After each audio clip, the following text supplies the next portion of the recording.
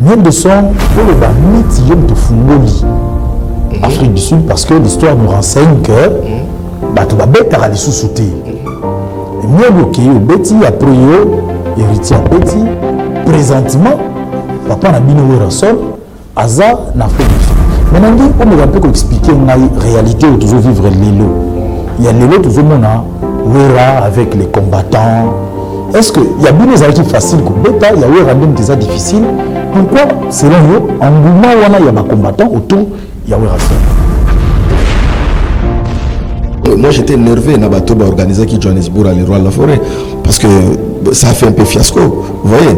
Donc organisation de place il faut calculer les paramètres et tout. Fiasco c'est la lobby. Tout le monde à Cape Town, c'est quoi? Danger. Le roi de la forêt, c'est notre papa, Zaper Nabiso. Donc il est bien le leader des leaders Igwe.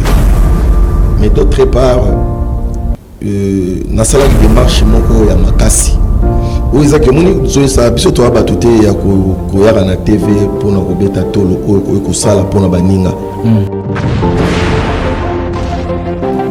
On aura comme l'impression aujourd'hui la génération ya bino comme a buté na problème moko ya ko voyager na ba musicien libanda parce que fouti ya modèle oyo et salemi na fabagas yo pour déplorer amour.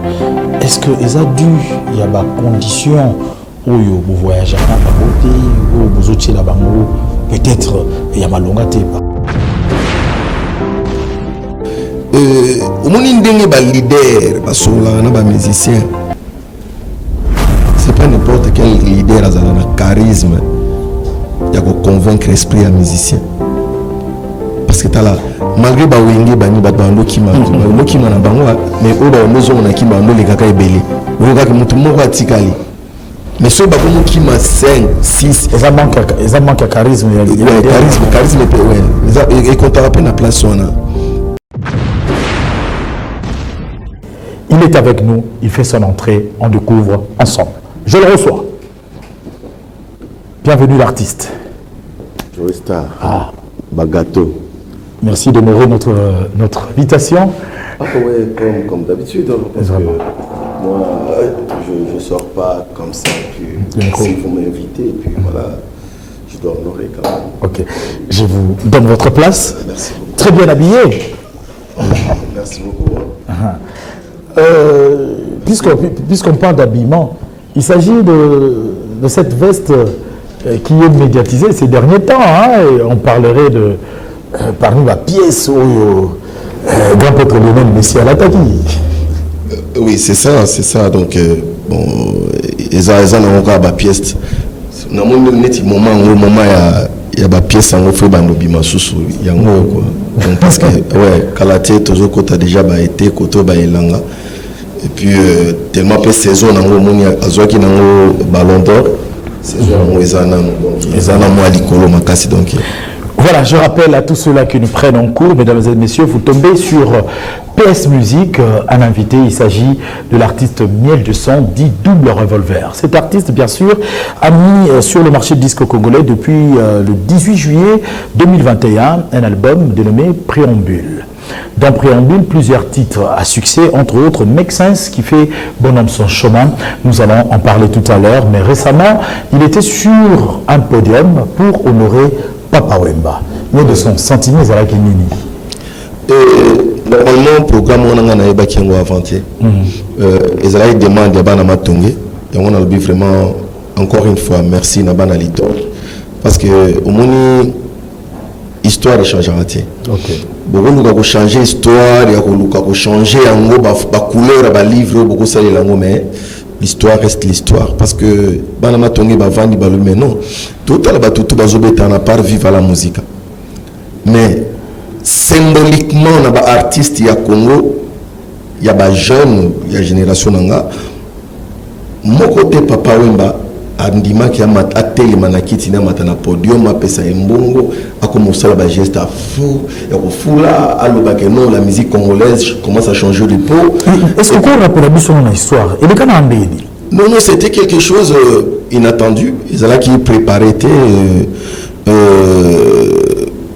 dans Mazamba Playa papa Mbazala qui est invité il y a maître Boris na papa Lutumba à l'époque bango bakoti biso na podium tozoyemba ngata na zoyemba siko nzembo ya faux chrétien oyo ya Polistar et na moni artiste akoti mbala mona ke banzela na ye rappelez bisongo likambo nini na ngai mwana ya mama obinze mona esclave na kekuna natala bo papa Lutumba zo ko kota banini na ke lisusu pe na nani masuwe kona na loseba ebeti na ke pe na eloko na ye bavier bavandaki tellement bazalaki na honneur wana ya koyamba bango batali pe lisusu que non mais voilà capacité chanteur autokuti awa azapena mo eloko mo bobo en fait makambo bakulutu bakansaka na mutu na bango biso baleki toyeba raté parce que ce sont des gens qui ont vécu de l'eau pe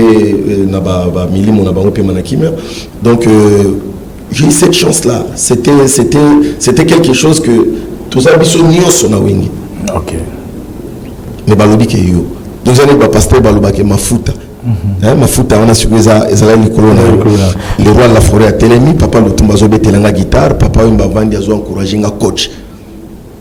OK ouais. Mais un public quand même très capricieux hein? À peu près dans le public il y a maison mère. Est-ce que c'était quand même facile l'occupation la communication na mais ça non parce que j'ai fait presque 14 ans on a le roi de la forêt na pas public à modèle on a énergie peut nous aider hein tout le monde en illustration concert on a ndeni public ezala ki pendant que public à modèle on a na message na ngwa osaranate ngamo ko tuna ngotso sala ngokaka awana na mois de novembre en Afrique du Sud salle il y a 800 places plein à craquer donc il va déborder donc si vous prenez le monde public on a matongé on a matongé ce que ça demande ya bango moko balobi que il faut miel à ko représenter à ko la paire naé parce qu'il y a la tous les jours mais ne sais pas bon jour que nous comment ce que jour est singo pour le bague na biso qui est bolé la ngaiti boye le petit on met santon on a trouvé maître Blanchard à Dobé azala qui peut on a mati donc tellement yo qui banzembo na bi mais non à pandi $, na ndenge ya muketi et là bato ba demandé yango on a to moni siko uzara na force on a toujours bato ba landa yo ba pesa ka pembo ngaye bobiki na sali erreur na ye na deuxième volume ya concert ya Afrique du Sud na beta na salon na ti Joestar na sala 1h30 mbongo zo sila te na podium 1h30 Mohamed Moleka aye na saki abandi ko sopa Charity Moleka aye na saka mea mune na bandi ko sopa Joka sa scénario abandi ko sopa mbala moko poison ka serre ka siliki aina ba brique poison imaginez-vous que nous na vandi ça ba musicien pendant 21 jours en Afrique du Sud kaka na mbongo ndule moko on comprendre donc ba petit hôtel à luxe ma moto ki toko donc maman ezana na ba Aden Voilà, nous poursuivons dans cette émission, mesdames et messieurs. Nous en profitons pour dire merci à notre habilleur, Nems Boutique d'habillement et cosmétiques, Nounou Dembika, en Allemagne. Clin d'œil à toi. Nous ne cesserons de t'attendre et nous pensons aussi à Peter Kahn, Zico Création en même temps. Et l'entièreté de cette émission, mesdames et messieurs, nous la dédions à une personne qui nous est très chère et qui est très chère à l'artiste Miel de Son. Nous dédions l'entièreté de cette émission au cabinet Pouloussi, Maître Hugues Eka Pouloussi. Rien à dire, il est possible. On anticipe donc. Donc, oui, en tout cas, moi aussi, je vais dédier, comme vous venez de dire, dans cabinet Pouloussi Mobimba. Dans mon Maître Hugues Eka Pouloussi. Le vainqueur de tous les dangers. Nous avons maître Dodondongo, le sénateur. Nous avons maître Dadou Boto. On a toujours dans le boko à gauche. En tout cas, c'est pour vous cette émission. C'est pour eux cette émission. Parlons maintenant de ce fameux dossier Afrique du Sud. Nous sommes dans le banitium de Fungoli, Afrique du Sud, parce que l'histoire nous renseigne que tu vas bêter à les sous-souter. Mieux que au Betty, après yo, héritier Betty, présentement, papa na bino Werrason aza en Afrique du Sud. Maintenant on me peut expliquer la réalité où toujours vivre l'élo. Il y a l'élo toujours mona Wera avec les combattants. Est-ce que il y a bien des actifs faciles comme bêta, il y a eu random des difficiles. Pourquoi selon vous en mouvement wana il y a des combattants autour il y a Werrason? De un, le roi de la forêt, c'est notre papa, Azaper Nabiso, donc il est un leader des leaders Igwe. Mais d'autre part, dans cette démarche, il y a Makasi. Où ils ont dit ça, biso to abatute ya koyara na TV pour na robeta tolo ko sala pour na baninga. To solo là. Na comment na à Johannesburg, j'ai compris que nous Johannesburg ils a partagé na deux camps. Na camp on a sukuza côté mo ils a la bana matongi, côté mo bana ya bandal. Ils appellent bana bandal penati mais sukuza sala ba kombo sala pe matongi bandal ba quartier on. Sur quartier sur les côté populaire on ils a que non congolais aza ebelé siko na Johannesburg, ils a sur côté bana matongi bazo na Ioville. Côté siko bana matongi bazo Reni. Parce que côté sous côté siko ya neti salle place le roi la forêt betaki ils ont mu pension na bana bandal. Moi j'ai compris que non mais ceux qui mboka oh déjà ils ont qui batu bakenda job trop pour na luka moi pour vivre parce que presque nani 5 heures na banso une heure na bango sans rien quelque chose comme ça si je me trompe pas. Ba préférer peut-être mon côté avec Moussa na tongo Moussa côté na butu et tout parce que ba oba ok na butu boulot ba goya ko ya concerté il faut siko ko yeba ko travailler bande ko noni sokutsa bango nakutana na ba combattant o na kata ya Johannesburg. OK. Nakutana na communauté na biso ya bana Congo na solo la na bango. Vous comprenez? Sotali concert na ngawana za premier concert ya congolais abeta na salle ya munene na Afrique du Sud. Ba artiste mususu ya biso ya Congo bakenda kuna ndenge ya fête, anniversaire, mariage, eloko tout bien na ba restaurant kaka et bando suka ka bongo. Donc ils avaient pas envie à kokota na ba grande salle bongo. Et puis j'ai eu la clé, j'ai eu le courage ya oloba ke na robeta na salle. Et na kota na salle na tali na diminuer salle mon comme si on dimi en tant que mon encore. Na comme si on dimi Joe Star. Du coup Nathalie siko ke ifuna utiliser siko yo diplomatie ya kosola pona bandeko bakoki ko yasi mananga na anguma na bandi siko kosolola na tambola tina côté bana bandala na kuna na kota na bengi pena Mohamed Molekanga ke il faut accompagner to koti chata mo barende na una poche posogi pesi mo nani mbongo edimna ngara dozata ya bakanda to sololi mais on to solo na le roi la forêt si ya mona episo le roi la forêt c'est notre père notre papa ye aza na ba histoire ebelé o pe kozala ki ba accusaye injustement de penser un peu parce que moni ba vie na rengi bango basali mutu msoko kansa pena ke ali akapena na président de la République boy chaque jour ba benga na wera uzawapi côté là na parler de bafani de parler de non siko il pas ba tumsu peza la bongo ba kanda musu ya ba dimension ezala siko vie siko yo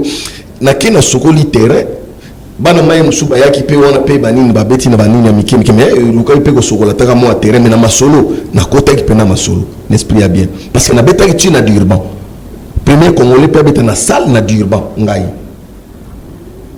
wana ngam nazolo baté bango mo batu nakuta na mboka bazolo baki premier congolais beta na on a durban na kata salbo ezayo je suis fier de moi et je fais ce que je pouvais faire le roi de la forêt azo enchaîné kaka début rapport parce que j'avais envoyé mon manager à qui le roi de la forêt image na palais à la qui ça est pena atali image ndenge miel de choses à la qui papa yo za ba facilité mo ba magamo we ba bebete so masolo ya na solo ni na wera situation ya kingani lokola wera a pardonner neti ko manager zo ba na ki na manager nani wa si Chris Ramses King je lui ai envoyé Chris Wazana manager na autre petit événement Afrique du Sud du coup malheureusement tout y a image on a fallait tout illustrer on était soli parce que c'était grandiose l'événement l'événement Zaki Makasi donc c'était bien organisé par rapport à concert Moussoussou. Même moi j'étais énervé na bateau organisé qui Johannesburg à l'Hérois de la Forêt parce que ça a fait un peu fiasco, vous voyez. Donc organisation na place on il faut calculer ba paramètres et tout. Fiasco na Johannesburg c'est la lobby. Tout le monde à Cape Town siko. Danger. Ah, il y a Johannesburg organisation. Il y a Cape Town danger. Pourquoi? Vient sur avant Yemoko à comprendre des stratégies nae à béni siko bana mboka balati siye pena pouvoir ya mboka a sololi na bango ndule fongwa miki toko eza eloko siko ba organisateur à Johannesburg fallait ba sala yango ozomona mais ba sala ki yango te kuna siko eza bango te eza siko yemoko blensone a côté siko esprit ya goyeba ke na comédien na terrain a soigner terrain na ye na ndenge pende senga makamuna ezala tango no moni ndule wana. OK. Vous comprenez? C'est ça. Les retombées, il y a Afrique du Sud. C'est vrai que aux gens qui ont un concert, on vend d'ici les musiciens autant de temps, mais tant que vous est-ce que musique tournée, il peut s'y retomber. Tant que vous qui tu bêtis, pardon, village Chentemba, naïbi présence pour Ozalaki wana. Après wana, Batumoussousso, Bazalaki bavana en Afrique du Sud, mais Bazalaki na ba Lubumbashi peut-être pas voyager facilement côté wana. Pour ça wana ba bengi biso siko na Lubumbashi. Toke Lubumbashi, to bêtis décembre mon bimba to passa qui on a Lubumbashi. Pardon, fête Mobimba parce que le 19 Tobeta na Chentemba, le 28 Neto Kendara, donc presque Tiba le 15 janvier de Tozonwa et Kinshasa. On a fait 3 semaines à Lubumbashi, vous voyez. Donc, du coup, Steve le falant qu'à Nakafoufou avant ni péké non, mais nous avons besoin, il faut y mbanga parce que bah Koka Afrique du Sud, on a qui en Angola plus facilement. Donc, son Excellence Modéron Timba. Je vous salue là où vous êtes, Naïbi qui est basé na Côte d'Ivoire. Donc, pesa qui n'aille, promesse est belée, où ils ont avec le temps, ils ont continué.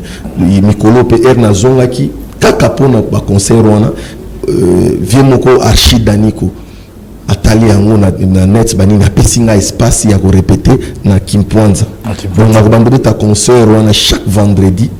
Nous avons show mercredi na répétition et tout organisé en répétition VIP et répétition na biso zaneti ba concert so muto tali boîte une tiza concert là quelque côté mo grande doule et biso za répétition donc ils ont va retomber nango parce que il a témoigné voilà. Ah OK. Donc na place vraiment espace Kimpwanza. Place Kimpwanza. Place fena papa quoi Kasavu Boacha pena ni monument ya Kasavu place wana donc on a rempli qui pense seulement. OK. Alors, musicien, il y a 1200 tout le baquet bazar satisfait. On a un phénomène aujourd'hui. J'étais vu quelque part réagir par rapport à un phénomène où on aura comme l'impression aujourd'hui, la génération à Bino, valider et à Lilo, comme a buté un problème, il y a voyager dans les musiciens libanda. Parce que Fouti y a modèle où et Salemi n'a pas bagage, il peut déplorer en haut. Est-ce que il y a des conditions où vous voyagez dans Bangote ou vous êtes là Bango peut-être il y a malongate par hasard? Je m'excuse. Le musicien ont toujours été insatisfait. Éternelle insatisfaction à la musicien Bazala Wanango et habité. Mais on tourne dans un sur une vision. Il s'en est biso ba miel nakenda poto combien de fois nakima pété donc nakenda akaka donc vous comprenez donc il faut que yeba siko kozalaka na vision ko yebelo ko yolingi ba misusu ba yaka pe wana ko sala musique ezaka peut-être arrivana kaka poto yango wana eza musique te nyonso ko pesa wana mais rêve ezaka na kibega poto ane musicien mais azana eka ajika aluka ka mikili. Mais je suis pas indépendant, mais si vous avez un leader, un musicien, ce n'est pas n'importe quel leader qui a un charisme qui a convaincre l'esprit d'un musicien. Parce que malgré que vous avez un mais vous avez mais ce pas comme qui m'a 5 6 ça manque de charisme charisme et quand tu rappelles la place on a parce qu'il y a beaucoup d'orchestres au monde. Au monde n'attend d'orchestre, on ne sait pas qu'il y a bazonga. Je me suis allongé pour peut-être ngakuna ozalaka na raison oloba. Bafuta raté, balinga ngate, basala boete.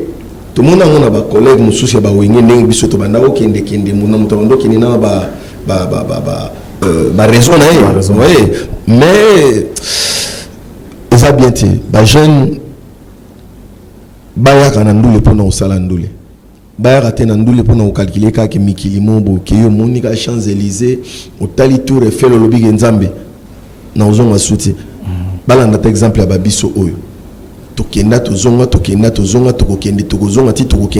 ti mukolo to bato vandi peut-être libela kuna to vandi libela na Kinshasa mais kokende kozonga ezalaka nango eloko te ezalaka na vrai calcul artiste basala artiste basala musique batiki la bana poto o muto azalaka no nazana besoin peut-être na kendo tanga na mikili nazana besoin soko zana besoin no yena mouvement neti yangai sola nanga neti danseuse nanga mo batika na Afrique du Sud a sola nanga natanga kete petso yo. Ah et bon? Puis il y a ça dans ma boue à Batoumalam. Ah bon? Ah ouais. Ok. Voilà, nous poursuivons dans cette émission, messieurs, dames. Je pense à dire merci à mon grand frère Boanergie Mbamingo, dit Soli, le grand frère de Gauthier, Mbamingo aussi, ça c'est la grande famille, bien sûr, Mbamingo et les familles Bangado Doïdé, bien sûr. Je te dis merci pour ton cadeau qui est arrivé. Merci au financier Martin Laga qui nous suit religieusement avec son épouse, Madame Rachel Boutou Laga. Merci à vous et nous n'oublierons pas de dire merci à Feli Issassi Indombe qui est un jeune, il est élégant, il est galant et il nous aide énormément. On est avec lui. Et le comptable hors pair, Patrick Mbaya. Merci, c'était bien. Hier, on était ensemble et nous allons nous rattraper pour souhaiter un bon anniversaire au bâtonnier Coco Kayudi Missam, le vent charismatique du barreau. C'était ton anniversaire, mieux vaut tard que jamais. Et là, on est dans Niel de sang, Azana succès, Tilelo, mais na succès naé, ana quoi naé, abattre la bande naé, afika mikolo te ndeto mona lelo. Ya lelo ko ça dû à quoi? Bon, d'autre part, pour l'éducation de la famille, ça compte aussi, hein, parce que les années, et si peut-être pas me déjà. Même à tati au commune à âge nini moi ta moi sinon ba olinga ka alambela na eloko wana souvent bi la mango to ba na ta cousine là ça c'est mec na yo donc amisen belé lelo ba comprendre té que suka na ngo comme la bango difficile ba ya ko luka osenga ba pardon tout le monde belé na ba banani tout le monde belé lelo ba to pende zala pena que polémique pena que na ba famille mususu ba panzana wenge musique 4x4. On va en parler tout à l'heure. Vous comprenez? Et ça ba message. Parce que bel exemple où illustrer ba kaya ba manquement ba respect aussi. C'est la famille wenge musique à maison mère hein. Na ba koko na bino. Mais na lobi biso pena ba soda wana ba guerrier wana ba nini oizaki no je fais partie. Mais pourquoi est-ce qu'il y a une image qui insulte? Insulte, ceux qui ont gazé, que nous faut chanter, qui tirent les notes, dans studio. Ceux qui ont gazé, beta pena 4 championnats live pena boenandi mayo. Donc on est ça sur quoi il y a musique. Mais na ko contacter que na zu mona na yo ko to abota mazala ka boye. Maman Nabino, non, là, c'est. Je ne sais pas comment qualifier ça, mais les gens à un niveau de bissoté. Pour que bissoté, ils ont la chance, ils ont tangi, ils bien. Ils ont que ti et rattrapera ensuite. Autant on a été, mon coup, ça va tout attendre, tu comprends? Exemple, non, c'est ça que moi je vous dis. Il faut comprendre moi que si moi je suis un télo, il faut que Michel Kateb, donc l'excellence Kachal Michel Kateb, jeune, il faut pas comprendre que Mukolo azaka Mukolo, Leki azaleki. Journaliste à la journaliste. Même les petits, il faut le respecter. Même les musiciens, il faut passer sa valeur. Je montre que non, na finga maman musicien morobo yangai, qui n'a pas peine à bimisango. Mais aucun ne peut pas jeune leader morobo se permettre penango. Ou bien grand morobo mais à se permettre nango. Donc tout le monde a une pour na bazo la nabison nasimo. Très regrettable. Toucher, jouer. Un feat de rêve avec Werason. Après préambule, nous avons déjà commis comme na posa mbongo pour bazo benga bengo déjà, bazo proposer déjà. Mais avec le vent où ils ont kinde, oh papa azo zalana Watanabe, papa azo zalana Fabregas bien, tout le monde a déplique pour ma nuance. Est-ce qu'on peut encore rêver d'un toucher jouer? Non, ça peut venir, hein. Ça peut venir avec le temps. Et ça, ils dépendent parce que via côté de sous notre projet où il y a Bangouanani. Donc il faut aussi attendre encore. Vous voyez. Donc là, je suis fier nanga. Il y a aussi qui Kukabwana nangai na famille nanga, na père nangai, le roi Lavoré. Ba propos nanga et d'abord master belé il y a mouvement. Il y a que comprendre que non mais si que hier oiseau finga na été akufi azaka bien to kutana une pe na chance il tu vas regretter malbana oté olbana ba bete c'était attends jamais même à ta porte parole nga ki na tinda ebo chrétien jamais aujourd'hui on a la vérité er na moni ki ba organisateur ba salif ba salif vieux fiasco na Johannesburg na lobby yango parce que vieux mo ba conscient ayebi ki moi na nga wana loba ka vérité nga tikala ko consent na la vérité. Ndé mo vient na jano bina no ebisanga mes petits nanga donc yo na yebi pena yo oloba ka vérité. J'étais avec aussi je l'appelle le cerveau bleu, maître Peter Kazadi. Okay. Il m'a dit que non petit, moi je vous suis yo za toujours vers na vérité na mon orona yo.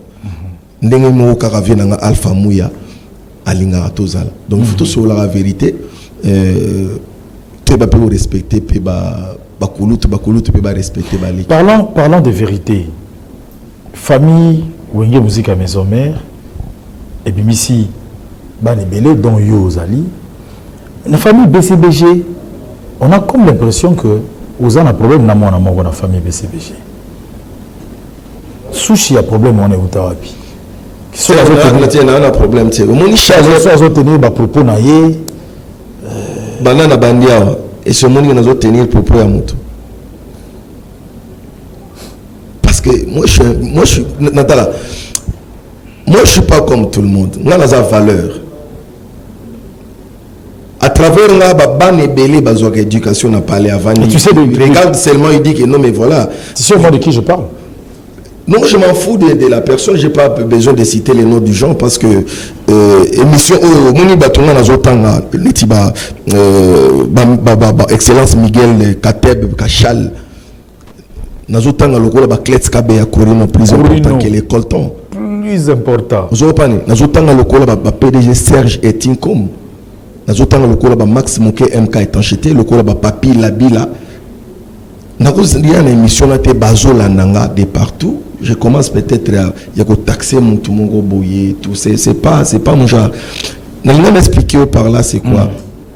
Famille maison mère, ils ont une certaine chaleur mon boy tous à la ranango, auto refléter.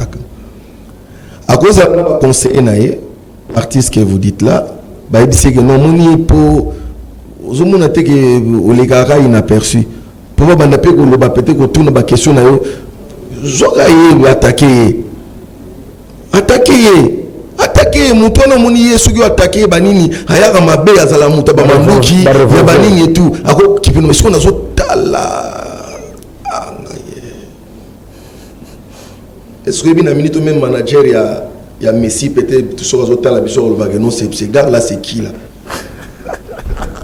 so ya za muto azu apia ki longolango na nani na garde-robe non je viens un artiste congolais mais non et ça non parce que il faut tout sur jouer je vois na mission musique na petit mo alobaki boy non ba mesana na bango salango ba bunda na ngo timu ko ba olemba ba lembi soki pesi bango pe o bango bazoluka on comprendre ba bénéficier nango c'est ça. Pour votre détente, il y a Make Sense tout à l'heure. Le temps pour nous, c'est comme Mouké. Mais vais expliquer Kimpa Vita. Et là-bas, comment Kimpa Vita?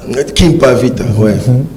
Kimpa Vita, parce que Kimpa Vita, Azara, donc ils ont pièce morona habité Basala. C'est sérieux pour nous, combien là-bas Kimpa Vita? C'est Mokshino. C'est comme on a dédié en haut, Nabakoko Nanga ancêtre Nanga Kimpa Vita. Ok. Parce que ça, na minute on a na Kinshasa, c'est une pièce unique. Peut-être Moussous Bagozo Amuna, na Mikili, donc pour moi, tu as Mokshino Mingi Cyril Kina. Tu as dit Cyril Kina Rosana, mais c'est quoi? Oh, ah, on a artiste Bazana Monante. Bazana Monante, c'est normal. Aujourd'hui, il y a un monde qui Nathalie que non, et logo, net en Afrique, mon bimba Bazana Mote. Ils ont un moment qui me pas vite parce que tous les c'est moi pour ça Congo mais sur Afrique mon bimba célébrer au dédiant voilà mon qui me pas vite. Voilà, messieurs, dames, vous nous prenez en cours de cette émission, ça s'appelle PS Musique, et c'est comme ça, chaque dimanche, à partir de 13h20, sur PS TV, vous nous retrouvez avec ce savoir, avec cette élégance dans notre savoir-faire. Nous allons nous détendre un peu avec le clip Make Sense, avant de clôturer cette émission, et ainsi dit, nous allons faire plaisir à Maître Chris Cicéron Bakumba Bofaya, avec toute la Ligue Psaume 35, Olivier Kabango, je pense à toi. Un grand frère à moi, Théo Zambrota, je pense à toi, à l'ingénieur Dadi Papoula, Christelle Akedi, ça sera pour votre plaisir et surtout pour le plaisir de la belle Rachel Iombe, Miss Mango, ainsi que sa sœur, Maître Georgine Le Toua. Mango Mi Balé, Pessi Beauté. Make Sense pour votre plaisir. Voilà, merci. Bonjour PS Musique, c'est Modepass Mulongoy depuis Lubumbashi, commune de Katouba, grand pays, juste pour marquer ma présence. Merci de marquer votre présence. Le dimanche prochain, nous attendrons encore votre présence. Emani Kabemba depuis Kananga, ça c'est un fidèle téléspectateur depuis que nous avons commencé avec PS Musique. Merci Emani Kabemba, Chara TV Moko, Bengi Batubele, tous allons ensemble, tous allons ébélé, tous la Tarapes Musique T. Et aussi à partir de Paris, Pierrette Odimba, Lara Odimba, Christelle Blachot, Pierrette Fanfan, Nkoko Kimbondo à partir de Melbourne en Australie, merci à toi. Et nous disons merci à cette belle dame de droit, la Sainte Maryse Lutula. Gros bisous à toi et merci de nous être très chers. Nous allons souhaiter rapidement bon anniversaire à quelques fidèles téléspectateurs comme ça. Ouais, on va souhaiter bon anniversaire rapidement, c'est la page rose. Là, nous avons notre frère Mbande, Arthur Ndele, Mbande, Otoya Koma. Bon anniversaire à toi, mon frère. Voilà, là, c'est le vent charismatique du barreau. Le bâtonnier Coco Kaïdi. Happy birthday to you. Voilà, nous savons. Voilà, mieux vaut tard que jamais. Voilà, là c'est la belle Esther Nzaou de la part de Andy Bongo. La belle Esther Nzaou, bon anniversaire à toi de la part de Andy Bongo, mon petit frère. Bon anniversaire à toi. Bon anniversaire à ma fille Félicia Odimba. Je pense à maman Pierrette Odimba, ta tante Lara Odimba. Bon anniversaire à toi ma fille, mieux vaut tard que jamais. Bon anniversaire à Vali Elonga. Vali Elonga, Kolo Bilanga. Très belle femme, femme entrepreneuse.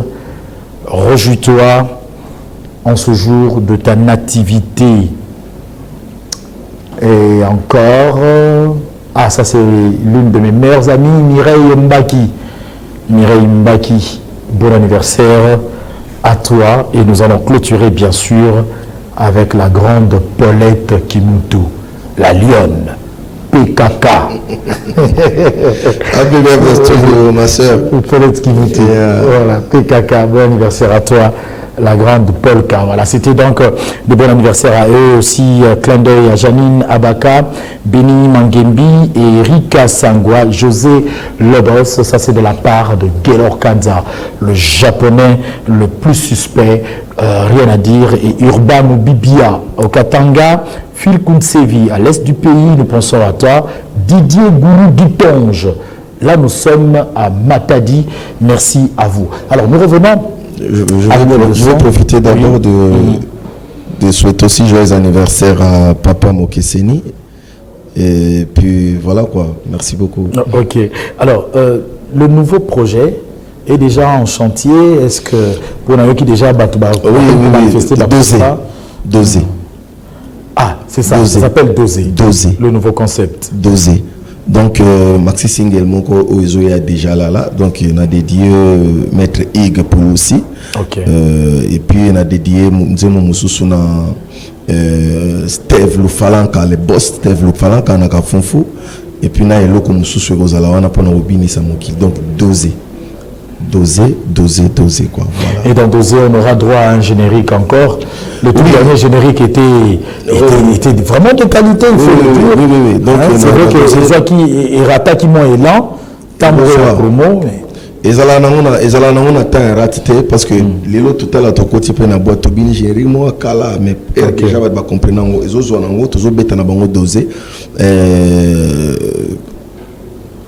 bana lubumbashi bazozela ngo tellement na dit que na royal lisusu donc l'honorable Cédric Chizayenga na royal lisusu na mboka na maître Minar Nzuru l'avocat de Barabas, maître Gaylor Lamiel Socrate, Klets Kabe ya Corino plus important que l'école temps bana lubumbashi bazole la lisusu na yoki bapel na bango na yoki ba message na bino tozonga la bino lisusu et tout voilà mais bozela ka single oyo kalatena ba été awa donc il ba ilanga ndenge to lobaka ba vacances tozala nango déjà et tout voilà voilà je pense que cette fois-ci nous avons épuisé une très grande partie de la JBCR dont nous avons réservé c'est vrai que la question est si tu vas l'éterniser, tu es parti par le temps. La question, il y a joué ici.